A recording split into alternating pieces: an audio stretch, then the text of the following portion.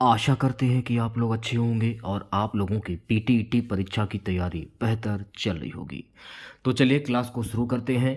Class को शुरू करने से पहले अगर आप लोगों ने अभी तक इस क्लास को लाइक नहीं किया है तो प्लीज़ क्लास को लाइक कीजिएगा और अपने तमाम दोस्तों में इस क्लास को ज़्यादा से ज़्यादा शेयर कीजिएगा।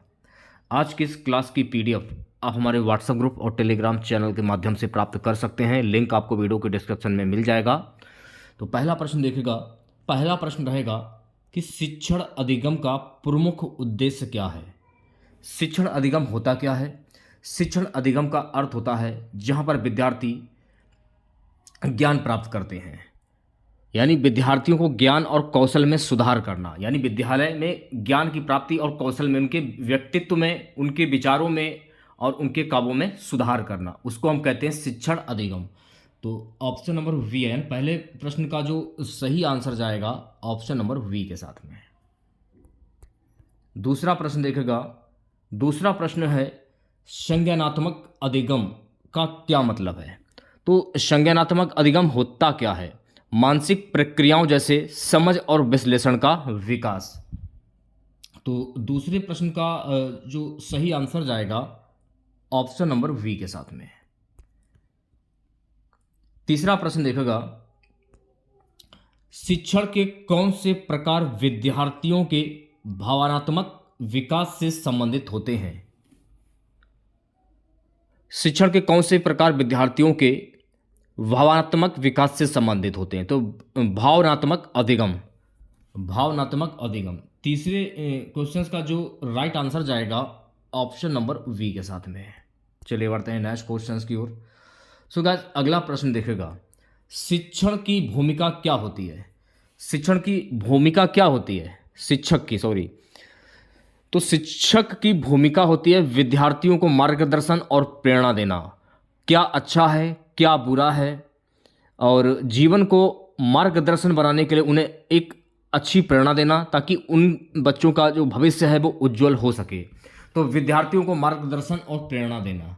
तो ऑप्शन नंबर वी जो है इस प्रश्न का करेक्ट आंसर हो जाएगा। पांचवा प्रश्न देखेगा। पांचवा प्रश्न हमारा रहेगा कि मनोमूलक अधिगम से संबंधित कौन सा कौशल विकसित होता है। मनोमूलक अधिगम, तो मनोमूलक अधिगम होता क्या है? सबसे बड़ी बात ये। तो मनोमूलक अधिगम की बात करूं, मनोमूलक देखिए जो आप मन में सोचते हैं और आपकी जो शारीरिक कौशल गतिविधियां होती हैं वो, उसको हम मनोमूलक अधिगम कहते हैं।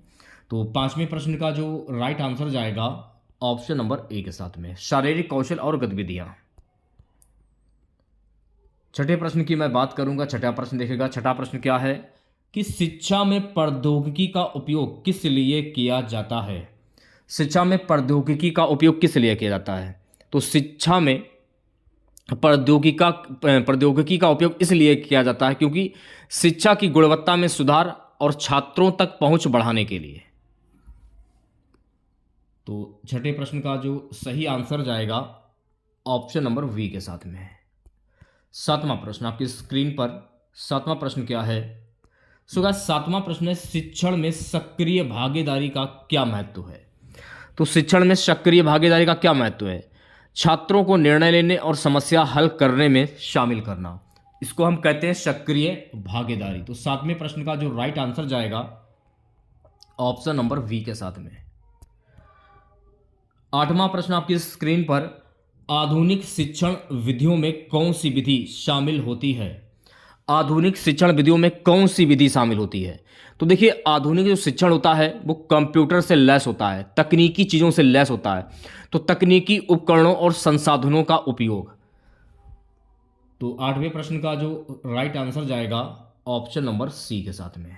नवा प्रश्न देखेगा सभी बच्चे। सो गाइस नवा प्रश्न रहेगा, ध्यान से क्लास को देखेगा।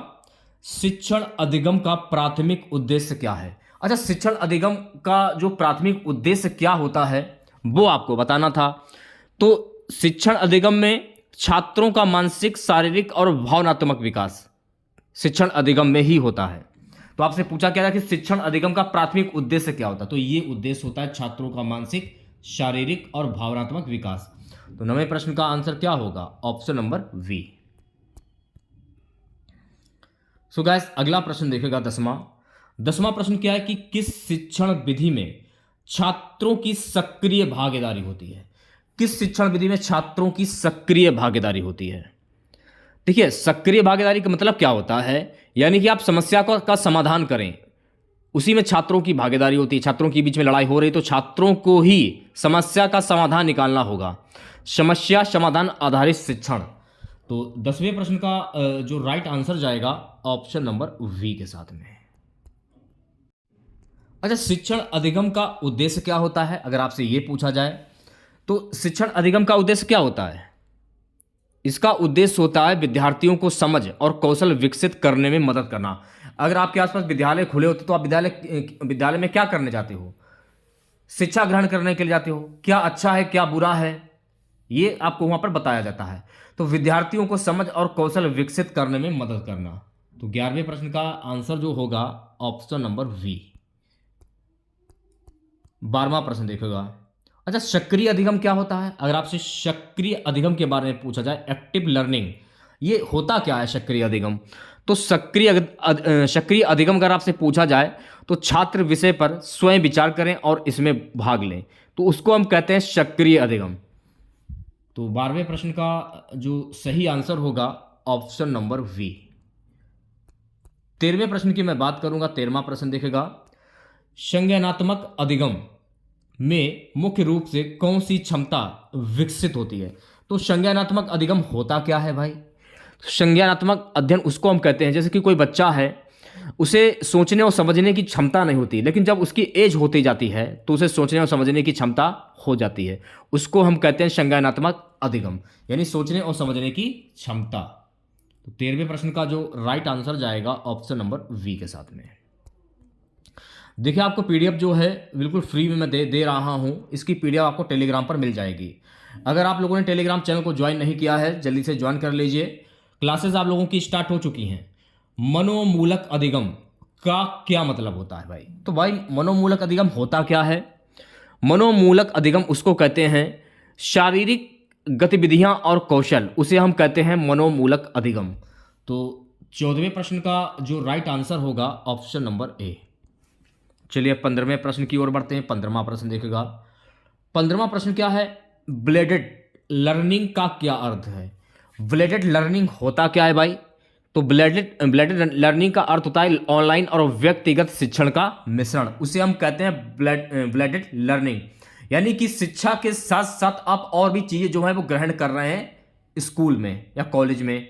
तो ब्लेडेड लर्निंग का अर्थ क्या होता है? ऑनलाइन और व्यक्तिगत शिक्षण का मिश्रण। तो इस प्रश्न का जो करेक्ट आंसर जाएगा ऑप्शन नंबर ए के साथ में। आप ये भी कह सकते हैं कि एक साथ में कई चीजों को सीखना, उसका मिश्रण।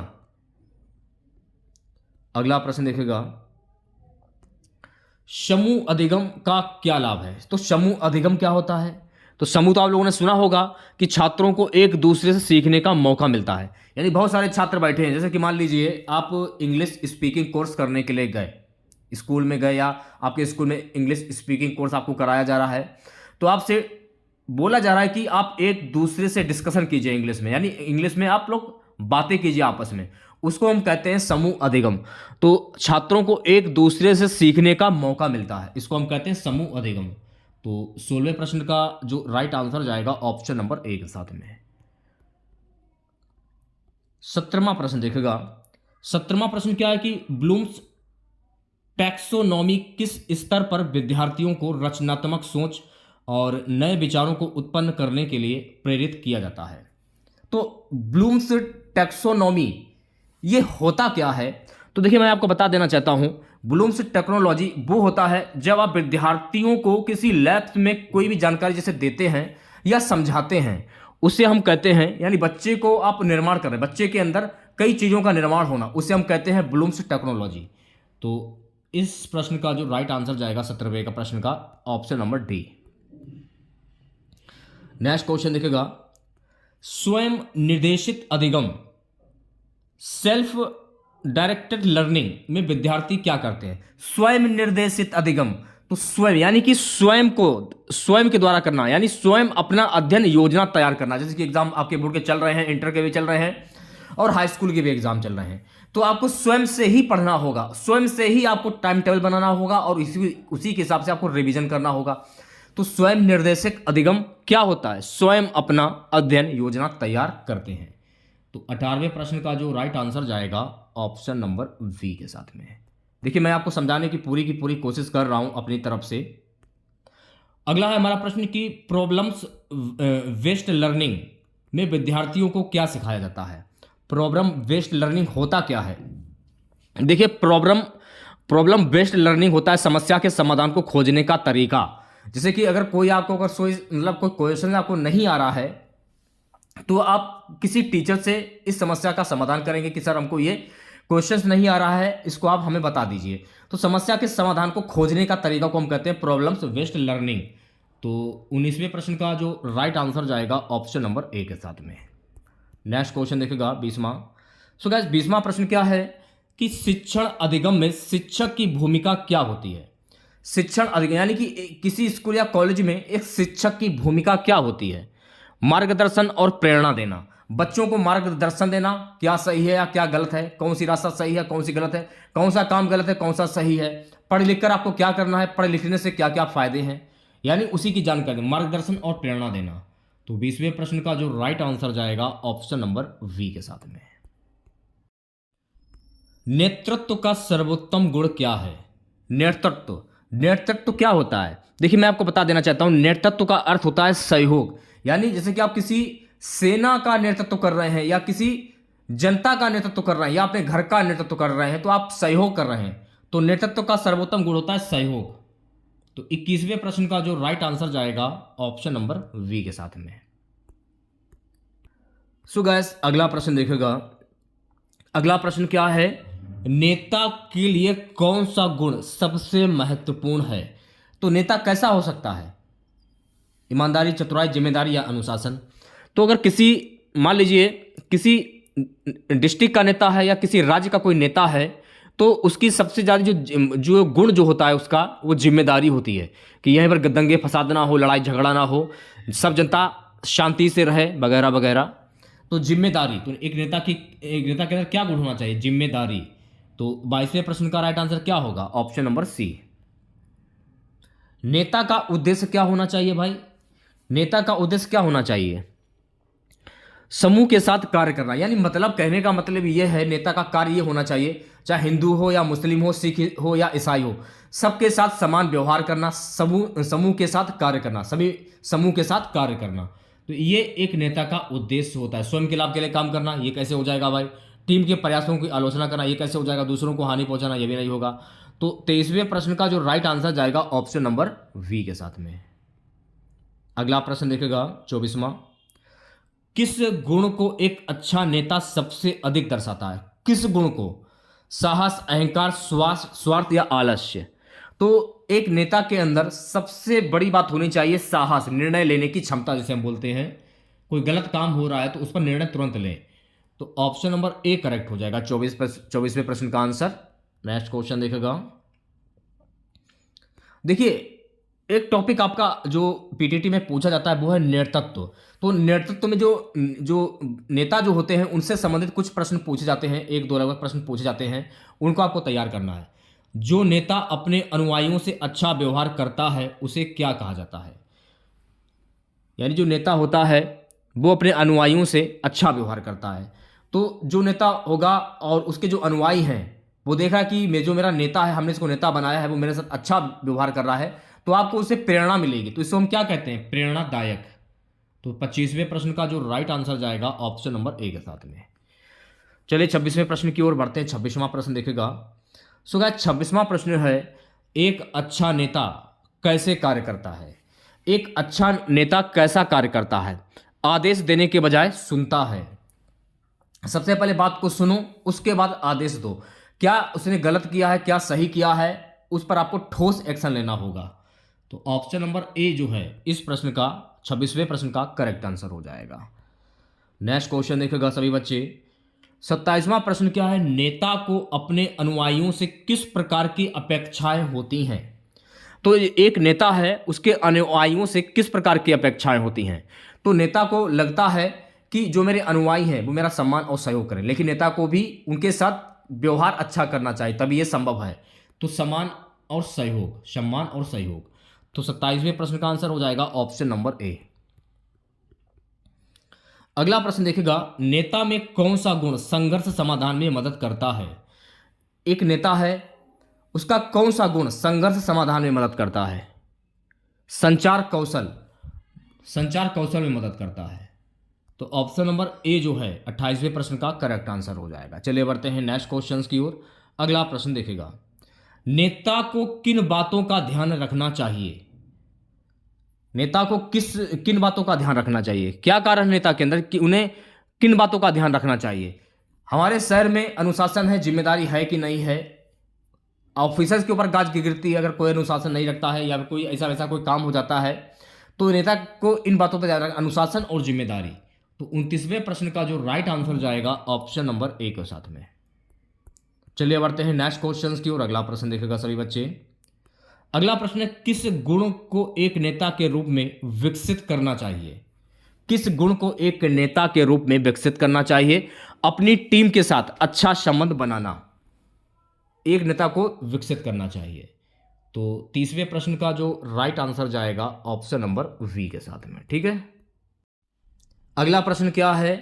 पर्यायवाची शब्द। अब देखिए यहां से आपके हिंदी के प्रश्न स्टार्ट हो जाते हैं।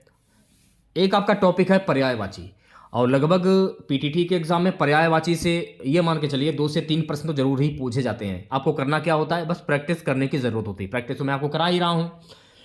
अच्छा शब्द का पर्यायवाची क्या होता है? सुंदर, महान, प्रिय, अच्छा। तो अच्छा शब्द का पर्यायवाची शब्द क्या होता है? अगर मान लीजिए इंसान अच्छा है, कोई व्यक्ति अच्छा है, तो आप उसे अच्छा बोलते हैं, यानी वो आपका बहुत प्रिय है। तो अच्छा शब्द का विलोम शब्द क्या होता है? प्रिय होता है। तो 31वें प्रश्न का राइट आंसर हो जाएगा ऑप्शन नंबर सी। चलिए 32वां प्रश्न देखेगा, दुख शब्द का पर्यायवाची शब्द क्या होता है भाई? दुख का पर्यायवाची शब्द, जैसे कि आपको कोई दुख है, आपके मन में कोई एक ऐसी बात है जो आप व्यक्त नहीं कर पा रहे हो, मन ही मन में उस दुख को आप अपने अंदर समेटे हुए हो, तो उसे आप कह सकते हो पीड़ा। दुख का पर्यायवाची शब्द होता है पीड़ा। तो 32वें प्रश्न का आंसर क्या हो जाएगा? Option number we. सूरज का पर्यायवाची शब्द क्या होता है भाई? सूरज का पर्यायवाची शब्द,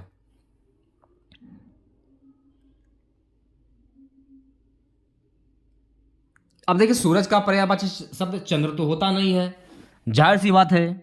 आकाश भी नहीं होगा सूरज का पर्यायवाची शब्द, और पृथ्वी नहीं होगा। बचा आपका रवि। तो सूरज का पर्यायवाची शब्द रवि होता है। रवि, दिनकर, दिवाकर, भास्कर वगैरह वगैरह, ये सब सूरज के पर्यायवाची शब्द होते हैं। एक बार आप लोग पढ़ लीजिएगा। अगला प्रश्न देखेगा 34वां, जल शब्द का पर्यायवाची शब्द क्या होता है? जल शब्द का, अग्नि तो होगा नहीं, वायु भी नहीं होगा, पृथ्वी नहीं होगा, बचा पानी। तो जल शब्द का पर्यायवाची शब्द क्या होता है? पानी होता है। तो 34वें प्रश्न का आंसर हो जाएगा सी ऑप्शंस के साथ में। नेक्स्ट क्वेश्चन देखेगा, मित्र का पर्यायवाची शब्द क्या होता है भाई? मित्र का पर्यायवाची, शत्रु, साथी, गुरु, पत्नी। तो मित्र का पर्यायवाची शब्द शत्रु तो होगा नहीं, गुरु भी नहीं होगा, पत्नी भी नहीं होगा। तो मित्र का पर्यायवाची शब्द क्या होता है? साथी होता है। तो 35वें प्रश्न का राइट आंसर जाएगा ऑप्शन नंबर वी के साथ में। अगला प्रश्न क्या है? समझाना का पर्यायवाची शब्द क्या होता है? समझाना। अब समझाना यानी कि कोई आप किसी चीज की बात अगर कर रहे हो तो उसे आप समझा रहे हो, यानी बता रहे हो। तो समझाना का पर्यायवाची शब्द होता है बताना। तो 36वें प्रश्न का जो आंसर जाएगा ऑप्शन नंबर ए के साथ में। 37वां प्रश्न देखेगा। 37वां प्रश्न क्या? धन का पर्यायवाची शब्द क्या होता है? धन का पर्यायवाची शब्द, परिश्रम तो होगा नहीं, अध्ययन भी नहीं होगा, शांति भी नहीं होगा, बचा संपत्ति। तो धन का पर्यायवाची शब्द क्या होता है? संपत्ति होता है। तो 37वें प्रश्न का राइट आंसर क्या होगा? Option number A. अगला प्रश्न क्या है? तेज का पर्यायवाची शब्द क्या होता है? तेज का पर्यायवाची शब्द क्या होता है? अब देखिए तेज यानी बहुत तेज दौड़ रहा है, धीमा तो होगा नहीं, मंद भी नहीं होगा, हल्का भी नहीं होगा, तीव्र होगा। तो तेज का पर्यायवाची शब्द क्या होता है? तीव्र होता है। तो सी ऑप्शन करेक्ट हो जाएगा। नेक्स्ट क्वेश्चन देखेगा, उच्च का विलोम शब्द क्या होता है? उच्च का विलोम शब्द क्या होता है? जैसे कि उच्च तो उच्च को आप जब इसका अपोजिट करोगे तो उच्च का विलोम शब्द क्या बन जाएगा? उच्च का विलोम शब्द बन जाएगा निम्न। तो 39वें प्रश्न का राइट आंसर क्या होगा? ऑप्शन नंबर सी। 40वां प्रश्न देखेगा। 40वां प्रश्न हमारा रहेगा सत्य का विलोम शब्द क्या होगा? इसको आप उल्टा कर दीजिए। तो सत्य वैसे तो असत्य होना चाहिए, लेकिन ऑप्शंस में असत्य तो है ही नहीं, तो इसे आप झूठ कह सकते हो। असत्य को झूठी कहते हैं हिंदी में। तो ऑप्शन नंबर वी जो है 40वें प्रश्न का राइट आंसर हो जाएगा। गर्म का विलोम शब्द क्या होता है? गर्म, गर्म को जब आप इसका उल्टा करोगे तो गर्म का उल्टा क्या होगा? ठंडा हो जाएगा। गर्म का विलोम शब्द क्या होता है? ठंडा होता है। तो ऑप्शन नंबर 1 करेक्ट हो जाएगा इस प्रश्न का। 42वां प्रश्न देखेगा। बड़ा का विलोम शब्द क्या होता है भाई? बड़ा यानी कि छोटा। बड़ा का विलोम शब्द क्या हो जाएगा? इसका अपोजिट छोटा होता है। तो सही आंसर की बात करूं, ऑप्शन नंबर ए करेक्ट हो जाएगा इस प्रश्न का। 43वें प्रश्न की मैं बात करूंगा। 43वां प्रश्न देखेगा। दूर का विलोम शब्द क्या होता है भाई? दूर, कोई व्यक्ति दूर है तो दूर को जब आप इसका अपोजिट करोगे यानी इसका उल्टा करोगे तो क्या हो जाएगा? पास। तो 43वें प्रश्न का आंसर क्या हो जाएगा? Option number A. 44वां प्रश्न देखेगा। 44वां प्रश्न क्या है? अच्छा का विलोम शब्द क्या होगा? अच्छा का विलोम शब्द क्या होता है? यानी इसका उल्टा। तो मैंने आपको क्या बताया? अपोजिट करना है। अच्छा का बुरा होता है विलोम शब्द। ऑप्शन नंबर 1 करेक्ट हो जाएगा। 45वें प्रश्न की मैं बात करूंगा। मित्र का विलोम शब्द क्या होता है भाई? मित्र का विलोम शब्द क्या होता है? मित्र यानी शत्रु। सिंपल सा है, आसानी से आप बता सकते हो। इतना कठिन पेपर नहीं आएगा जो आप सोच रहे हो। बहुत ही अच्छे प्रश्न पूछे जाएंगे पीटीटी के एग्जाम में। ऑप्शन नंबर वी करेक्ट हो जाएगा। बस जो मैं आप लोगों के लिए क्लासें ला रहा हूं उनको देखते चलिए आप लोग। सुख का विलोम शब्द क्या होता है? जब सुख आता तो दुख भी आता है, जाहिर सी बात है। तो ऑप्शन नंबर ए करेक्ट हो जाएगा इस प्रश्न का। चलिए बढ़ते हैं नेक्स्ट क्वेश्चंस की ओर। अगला प्रश्न देखेगा। अंधकार का विलोम शब्द क्या होता है? प्रकाश, हल्का, छाया, गहरा। अंधकार यानी इसका अपोजिट। अंधकार का विलोम शब्द होता है प्रकाश। तो 47वें प्रश्न का आंसर क्या हो जाएगा? Option number A. 48वां प्रश्न देखेगा।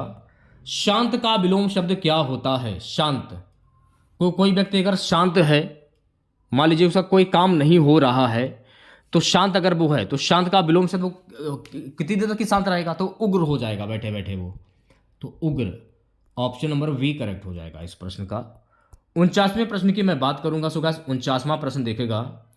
49वां प्रश्न क्या है? दो वर्णों के मेल से होने वाले विकार को क्या कहते हैं? वेरी वेरी मोस्ट इंपॉर्टेंट प्रश्न है। तो दो वर्णों के मेल से होने वाले विकार को हम कहते हैं संधि। क्या कहते हैं? संधि कहते हैं। तो 49वें प्रश्न का राइट आंसर क्या हो जाएगा? Option number A. संधि कितने प्रकार की होती हैं? देखिए वेरी वेरी मोस्ट इंपॉर्टेंट प्रश्न है। देखिए सिंपल जरूर है, लेकिन हाँ इसे आप तैयार कर लीजिए। संधि कुल 3 प्रकार की होती हैं। कौन कौन सी?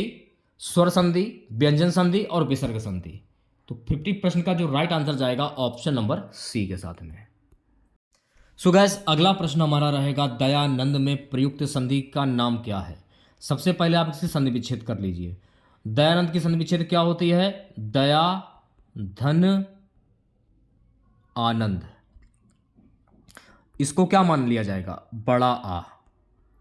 इसको क्या मान लिया जाएगा? बड़ा आ। तो बड़ा प्लस बड़ा मिलकर क्या बना? छोटा आ बन गया। तो छोटा नियम के अनुसार किस में आता है? गुण स्वर संधि में आता है। तो 51वें प्रश्न का जो राइट आंसर जाएगा ऑप्शन नंबर ए के साथ में। नेक्स्ट क्वेश्चन देखेगा। अगला प्रश्न है गाइस कि कपीस में प्रयुक्त संधि का नाम क्या है? तो सबसे पहले आप इसकी संधि कर लीजिए। तो कपीस की संधि क्या होती है? कपीस की संधि होती है कपि, धन, ईस। इसको तो क्या मान लिया जाएगा? इसको मान लिया जाएगा छोटी ई, और इसको क्या मान लिया जाएगा? बड़ी ई। तो छोटी ई प्लस बड़ी ई मिलकर क्या बना? बड़ी ई बन गया। तो बड़ी ई नियम के अनुसार किस में आता है? दीर्घ स्वर संधि में आता है। तो 52वें प्रश्न का राइट आंसर क्या हो जाएगा? Option number B. अगला प्रश्न देखेगा। इत्यादि का सही संधि विच्छेद क्या होगा? इत्यादि, अब जैसे कि इत्यादि में प्रयुक्त संधि कौन सी होगी, सबसे पहले आप इसकी संधि कर लीजिए। तो इत्यादि की संधि क्या होती है, इति धन आदि।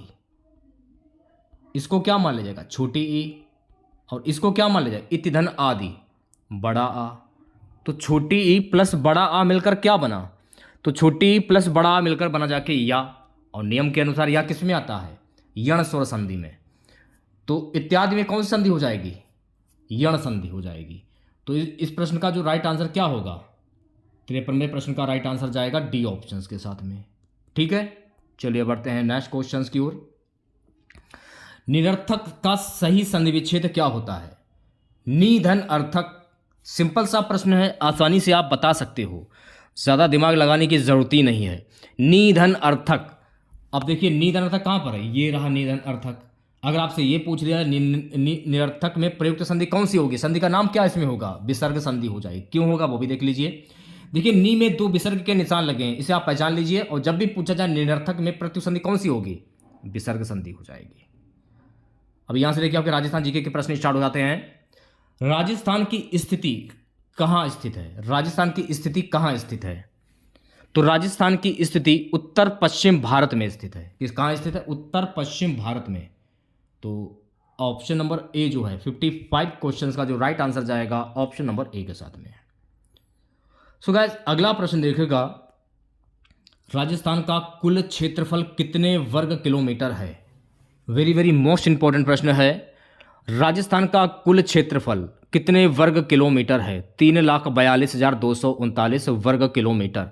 क्या इस प्रश्न का राइट आंसर होगा या नहीं होगा, कमेंट बॉक्स में जरूर बताइएगा। चलिए बढ़ते हैं नेक्स्ट क्वेश्चंस की ओर। अगला प्रश्न देखेगा, राजस्थान का कुल क्षेत्रफल भारत के कितने प्रतिशत के बराबर है, तो राजस्थान का कुल क्षेत्रफल 10.4% के बराबर है, क्षेत्रफल के बराबर भारत के। ठीक है, तो 10.4%। तो 57 का आंसर क्या होगा, ऑप्शन नंबर ए। अब देखिए ऑप्शंस में जो है मिस्टेक है, 10.41% होगा वैसे तो मेरे हिसाब से, इसमें 4 ही लिखा है। अगला प्रश्न देखेगा सभी बच्चे, 58 प्रश्न क्या, राजस्थान का सबसे बड़ा जिला कौन सा है। इंपॉर्टेंट प्रश्न है, जरूर आप लोग याद कर लीजिएगा। तो राजस्थान का सबसे बड़ा जो जिला है वो है जैसलमेर। तो जैसलमेर इस प्रश्न का करेक्ट आंसर हो जाएगा, यानी ऑप्शन नंबर ए। चलिए बढ़ते हैं नेक्स्ट क्वेश्चन की ओर। अगला प्रश्न देखेगा, राजस्थान का सबसे छोटा जिला कौन सा है, तो राजस्थान का जो सबसे छोटा जो जिला है गाइस वो है श्री गंगानगर। श्री गंगानगर जो है ना, ये राजस्थान का सबसे छोटा जिला है। देखिए एग्जाम जो है आप लोगों का 15 जून को लिया जाना है, और अभी आपके पास टाइम काफ़ी है। अगर आप 0 से शुरुआत करोगे ना तो आप अच्छे से कर लोगे। वीडियोस पर व्यूज़ आना अगर स्टार्ट हो जाते हैं, हिंदी की क्लास आपको अलग मिलेगी, राजस्थान जीके की क्लास आपको अलग मिलेगी, टीचिंग एप्टीट्यूड की क्लास आपको अलग मिलेगी। हिंदी की मैं पूरी गारंटी ले रहा हूँ, 50 में 50 बनाकर आओगे। पिछली बार भी बच्चे 50 में 50 बनाकर आए थे। मैं बात कर रहा हूँ 2024 के पेपर की। जो हमारे पुराने व्यूअर्स हैं उनको ये बात पता होगा, जो हमारे साथ जुड़े हुए हैं कई सालों से। राजस्थान में कुल कितने ज़िले हैं, अब इसमें थोड़ा सा मिस्टेक हो सकता है, 33, 29, 31 या 34। अब ये वाला क्वेश्चन देखिए, ये वाला क्वेश्चन कतई रूप से गलत है। अब मैंने क्वेश्चंस भी ले लिया है और क्वेश्चंस गलत भी है। राजस्थान का सबसे छोटा जिला श्री गंगानगर कैसे होगा, धौलपुर होगा। अब इसमें भी मिस्टेक है, देखिए ऑप्शंस में 41 होना चाहिए। राजस्थान में टोटल जिलों की संख्या कितनी है, 41 है, लेकिन 41 ऑप्शंस में है ही नहीं। ऐसे ही आप याद कर लीजिए। अगला प्रश्न देखेगा, राजस्थान में किस नदी का प्रमुख रूप से प्रवाह है, किस नदी का प्रमुख रूप से प्रवाह है राजस्थान में। देखिए जो भी प्रश्न मैं आपको करा रहा हूं बिल्कुल इंपॉर्टेंट प्रश्न है, साबरमती नदी। तो साबरमती नदी 61वें प्रश्न का जो राइट आंसर जाएगा ऑप्शन नंबर सी के साथ में। नेक्स्ट क्वेश्चन देखेगा, राजस्थान में कौन सा पर्वत श्रृंग प्रमुख है, कौन सा पर्वत श्रृंग प्रमुख है। अरावली पर्वत जो कि एक श्रृंग प्रमुख है। तो अरावली पर्वत ऑप्शन नंबर ए जो है इस प्रश्न का करेक्ट आंसर हो जाएगा। ठीक है, नेक्स्ट क्वेश्चन देखेगा। अगला प्रश्न हमारा रहेगा, राजस्थान में स्थित थार मरुस्थल का विस्तार किस दिशा में है। तो राजस्थान में थार मरुस्थल का विस्तार पूर्व पश्चिम दिशा में है। तो ऑप्शन नंबर वी जो है इस प्रश्न का करेक्ट आंसर हो जाएगा। अगला प्रश्न देखिएगा। सो गाइस, अगला प्रश्न हमारा रहेगा, राजस्थान की प्रमुख झील कौन सी है? तो यहाँ पर आपसे ये पूछा जा रहा है राजस्थान की प्रमुख झील कौन सी है। तो राजस्थान की जो प्रमुख झील है वो है सांबर झील। तो 64वें प्रश्न का राइट आंसर जाएगा ऑप्शन नंबर सी के साथ में। अगला प्रश्न देखेगा, राजस्थान का प्रमुख जलवायु कौन सा है? वेरी वेरी मोस्ट इंपॉर्टेंट प्रश्न है ये, जरूर आप इसे याद कर लीजिएगा। तो राजस्थान का प्रमुख जलवायु कौन सा है? शुष्क जलवायु। तो 65वें प्रश्न का जो राइट आंसर जाएगा ऑप्शन नंबर सी के साथ में। नेक्स्ट क्वेश्चन देखेगा। सो गाइस, अगला प्रश्न हमारा है, राजस्थान का सबसे ऊंचा स्थान कौन सा है? तो राजस्थान का सबसे जो ऊंचा स्थान है वो है आबू पर्वत। कौन सा स्थान है? आबू पर्वत। तो 66वें प्रश्न का जो राइट आंसर जाएगा ऑप्शन नंबर ए के साथ में। देखिए, राजस्थान जीके में हो सकता है कि एक दो प्रश्न जो है गलत हो गए हों हमसे, उसके लिए मैं आप लोगों से क्षमा चाहता हूं, करेक्शन कर दीजिएगा कमेंट बॉक्स में। राजस्थान में कौन सा ऐतिहासिक युद्ध हुआ था? तो राजस्थान में हल्दी घाटी का जो युद्ध हुआ था, ऑप्शन नंबर वी जो है 67वें प्रश्न का करेक्ट आंसर हो जाएगा। ओके, 68वें प्रश्न का 68वां प्रश्न क्या रहेगा? 67वां प्रश्न मैंने कर लिया है। राजस्थान में बहने वाली प्रमुख नदियों में से कौन सी है? कौन सी है राजस्थान में प्रमुख बहने वाली नदियों में से? कौन सी है? लूड़ी नदी। इसको हम कहते हैं लूड़ी नदी। तो 68वें प्रश्न का जो राइट आंसर जाएगा ऑप्शन नंबर वी के साथ में। सो गाइस, 69वां प्रश्न हमारा रहेगा, राजस्थान में स्थित उदयपुर शहर किसके लिए प्रसिद्ध है? तो राजस्थान में स्थित उदयपुर शहर जो है ना, ये झीलों के लिए प्रसिद्ध है। तो 69वें प्रश्न का जो करेक्ट आंसर जाएगा ऑप्शन नंबर वी के साथ में। देखिए, कुछ क्वेश्चन जो गलत है वो मैंने करेक्शन कराने की कोशिश की है। राजस्थान के किस क्षेत्र में अरावली पर्वत श्रेणी का अधिकतम विस्तार पाया जाता है?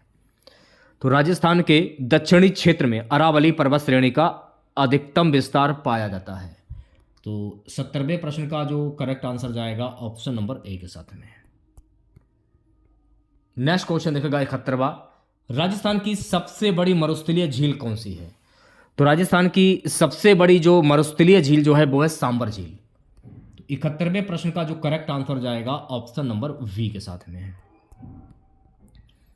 72वां प्रश्न देखेगा, किस नदी का स्रोत राजस्थान के उदयपुर जिले के पास माही नदी से होता है? किस नदी का स्रोत राजस्थान के उदयपुर जिले के पास माही नदी में होता है? माही नदी। तो 72वें प्रश्न का जो करेक्ट आंसर जाएगा मेरे प्यारे बच्चों ऑप्शन नंबर वी के साथ में। 73वें प्रश्न की मैं बात करूंगा। 73वां प्रश्न क्या है? राजस्थान की प्रमुख जल संसाधन परियोजना कौन सी है? तो राजस्थान की प्रमुख जल संसाधन जो परियोजना है वो है इंदिरा गांधी नहर। तो 73वें प्रश्न का जो करेक्ट आंसर जाएगा ऑप्शन नंबर ए के साथ में। 74वें प्रश्न की मैं बात करूंगा। 74वां प्रश्न देखेगा, राजस्थान के किस क्षेत्र में बाड़मेर चाय वाला जैसी ऐतिहासिक स्थल है जो प्राचीन काल में व्यापारी मार्ग पर स्थित थे? बाड़मेर। तो बाड़मेर ऑप्शन नंबर सी जो है गाइस इस प्रश्न का करेक्ट आंसर हो जाएगा। चलिए बढ़ते हैं नेक्स्ट क्वेश्चंस की ओर। अगला प्रश्न देखेगा, राजस्थान की प्रमुख कृषि भूमि किस क्षेत्र में है? राजस्थान की प्रमुख कृषि भूमि क्षेत्र जो है ना, पूर्वी राजस्थान। तो 75वें प्रश्न का जो करेक्ट आंसर जाएगा ऑप्शन नंबर डी के साथ में। 76वां प्रश्न देखेगा सभी बच्चे। 76वां प्रश्न क्या है? राजस्थान के किस जिले में विनायक पर्वत स्थित है जो अपने सुंदर दृश्य और धार्मिक महत्व के लिए प्रसिद्ध है? किस जिले में विनायक पर्वत स्थित है? तो ये स्थित है अजमेर में। तो 76वें प्रश्न का जो करेक्ट आंसर जाएगा ऑप्शन नंबर सी के साथ में। नेक्स्ट क्वेश्चन देखेगा, अगला प्रश्न है, राजस्थान में स्थित कौन सा क्षेत्र तलहटी क्षेत्र के रूप में जाना जाता है जहां अरावली पर्वत और मरुस्थल का मिश्रण है? शेखावटी क्षेत्र। शेखावाटी क्षेत्र। तो ऑप्शन नंबर वी जो है सही आंसर हो जाएगा। 78वें प्रश्न की मैं बात करूंगा। 78वां प्रश्न देखेगा, राजस्थान की सबसे बड़ी झील कौन सी है जो पक्षियों के लिए महत्वपूर्ण वेटलैंड के रूप में जानी जाती है? तो राजस्थान की सबसे बड़ी झील कौन सी है? सांबर झील।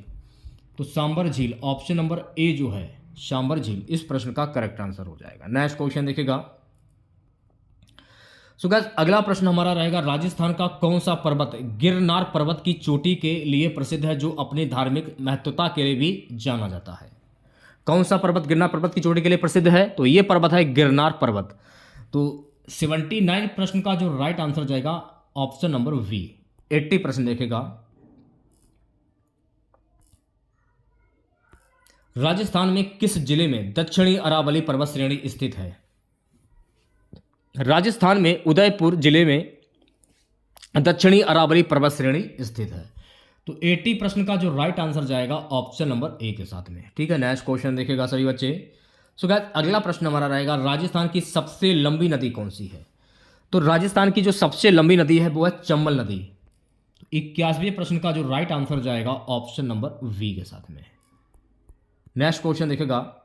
सो गाइस अगला प्रश्न हमारा रहेगा, राजस्थान का प्रमुख जल स्रोत कौन सा है जो क्षेत्र की सिंचाई के लिए महत्वपूर्ण है?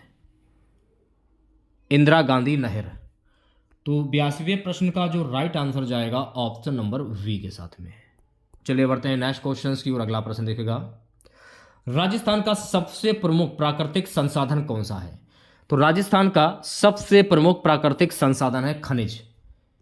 83वें प्रश्न का जो करेक्ट आंसर जाएगा ऑप्शन नंबर सी के साथ में। आज की क्लास का लास्ट क्वेश्चन रहेगा, राजस्थान में कौन सी झील वेटलैंड के रूप में मान्यता प्राप्त जो पक्षियों के लिए एक महत्वपूर्ण स्थान है?